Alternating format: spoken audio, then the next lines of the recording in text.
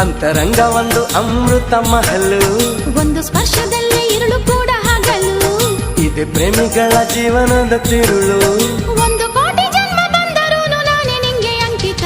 ಸಾವಿರ ಕನಸಿನ ಸುಂದರ ಪದಗಳ ಹಾಡುವ ಸಮಯವಿದು.